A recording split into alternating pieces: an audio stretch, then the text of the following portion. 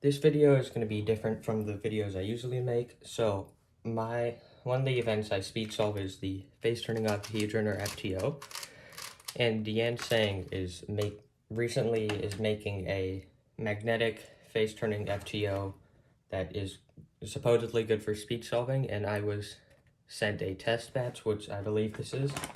So I'm going to be doing an unboxing and first thoughts.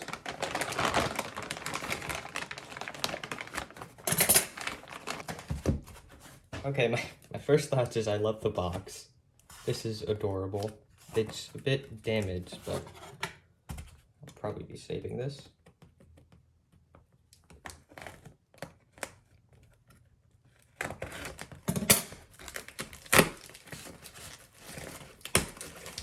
There's no damage.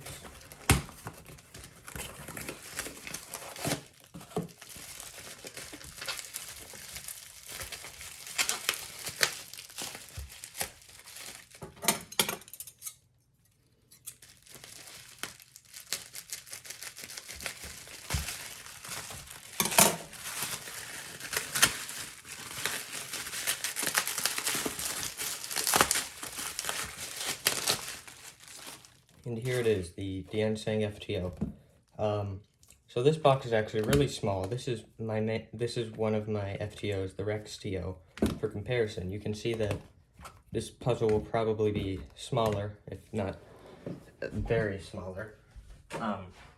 This is a Landland FTO, just for comparison, just so we have it.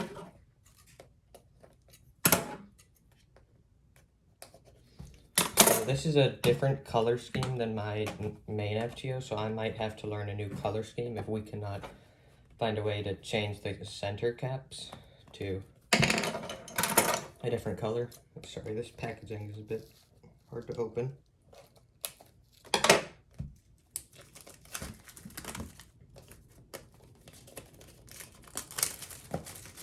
I'm not sure if this is going to be the final FTO that they release, or if they're going to make any changes in the molds, but this is the one I was sent. So there only seems to be the FTO and an instruction book on how to solve it included. So this is the FTO. I was right, it is definitely smaller than my RexTO. So this is a stickerless FTO, which is the first mass-produced stickerless FTO, and also magnetic. It has a glossy finish, which is very nice compared to some stickers. So I guess I'll just get into first turns. Oh wow, that is really smooth.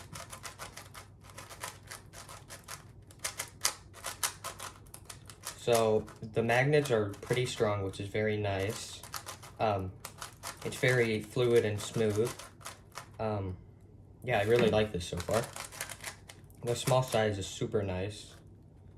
Let's see, let me see if I can take it apart. It feels pretty good right now, like you can't corner twist. I'm not sure if pops are going to be an issue currently, but I'll probably do some solves later to figure it out. Okay, now I want to look at the mechanisms and piece types of each of the 3 FTOs, the Diansheng, the Landland, and the RexTO. We can start off with corners of each one. We'll start with the Landland corner. As you can see, it's a very blocky look, which is a lot of the Landland pieces look like that. But you can see it has a screw here to just hold it together, which is, it works.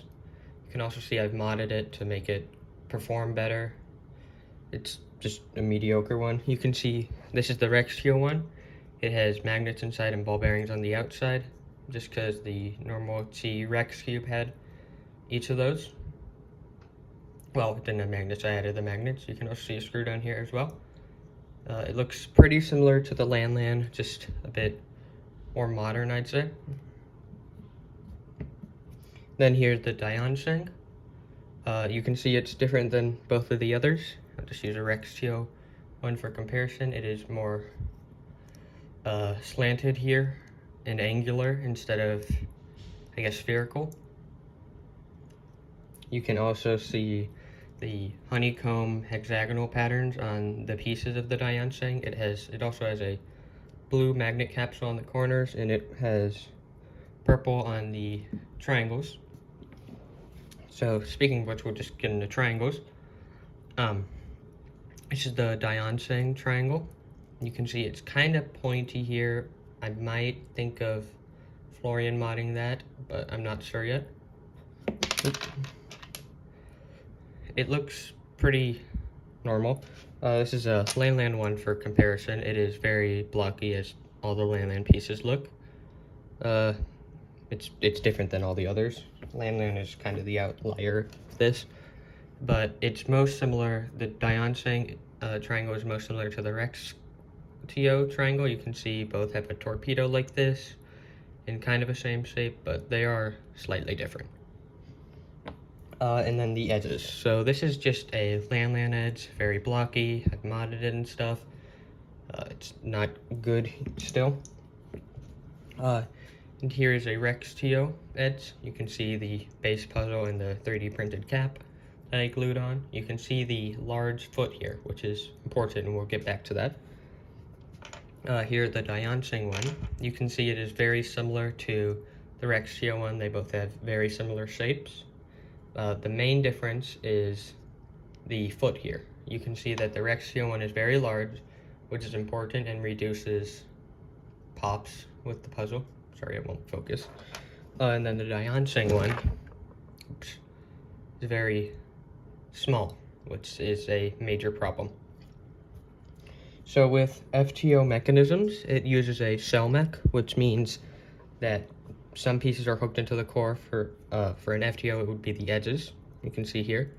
And then other pieces go above them, the triangles and the corners. So you can see it goes above, which makes that when you have edge pops, which are very common on the Diansheng, I have found out, pop out triangles and corners around them compared to just triangle or corner pops popping out just the triangle and corner and maybe one other piece that isn't an edge. Also on the Rex TO, you have the hidden Rex corner, which is not on either of the other puzzles. So clearly the biggest problem that we have found with the Diansheng is the small foot down here of the edge piece. This allows for a lot of pops on the puzzle, which is a very big problem when speed solving. So you can see that this is just a very small piece, like just super small. I think I have thought of a good way that a company could fix this. The company Diansheng could fix this. I doubt they will do it, and I see why, because they would have to completely redo some of the piece molds, which would take time and money, which I see why they would not do it, and I don't expect them to do this. I'm just going to throw the design change out there. So this part is the dino shell of the puzzle, a dino cube shell. So I believe you could extend this part that goes out from the screw head a bit, like maybe 2 millimeters or something, not even probably, which would cut back this top part, the part above the foot, in turn making the foot larger because this part is smaller, which would have more room to hook on to the center and stop popping. Another thing that I find real nice about the Diansheng is the adjustability. Even though it's just a screw and spring, it's much easier than a Rex TO. The area for tension is very low in my opinion. I would keep it tight because of the pops, but on the Diansheng you can just stick the screwdriver in and adjust it as you see fit, compared to a Rex TO, which has the hidden Rex corner there, so you cannot stick a screwdriver in. You would have to manually take out the pieces and then screw it in, which is just really annoying, but Diansheng does not have to do that, so that is a nice thing. I would like to do a size comparison now. So the Diansheng is noticeably smaller than both of the other FTOs. You can see here the size is quite different. The Rex TO is much larger, same with the Landland. The Landland is significantly larger. Just put this aside because that one's huge. It's no small FTO by say, but it is much nicer. That is partially just because, mostly because of the size of it, but also because the sharper tips, they're not sharp by any means. It's just they're not nearly as rounded as a Rex TO's tips, which are very, very round in comparison. So it feels much bulgier compared to the sharper feeling Diansheng. I am now showing a few solves I have gotten on this puzzle about a week ago. I have since gotten more used to it and started getting better times with it, such as like 23 seconds and stuff. But for now, this is like a 30th second average that I will show. After having the puzzle for about 2 weeks, I have made my opinion on it. I really like this puzzle. I would very much recommend this to anyone that is interested in FTO, even slightly, because I'm expecting it to be around $35 or something, and probably released this month or next month. Those are not final, that is just my guess, so don't take my word on it. Since unboxing it, I have done about 500 solves on it and have gotten very used to it. I have changed the color scheme around to match my preference and tightened the puzzle as well, just because of the pops being a major problem, which they still are, but with tighter settings, it's harder for it to pop. Also, with tighter settings, corner cutting and reverse corner cutting get affected negatively, so those are not the best, but you get used to it the more you solve the puzzle. I would very much recommend keeping the puzzle at a tight setting to avoid pops, because those are a major problem. I have also lubed and set the puzzle up with angstrom lubes. I did not add DNM just because of the nature of the puzzle. It is a very fast turning puzzle, and my goal was to slow it down, which seemed to have worked pretty well, and it's much more controllable now. Being a magnetic and stickerless puzzle, this puzzle feels very premium, and it's by far the best face turning octahedron on the market.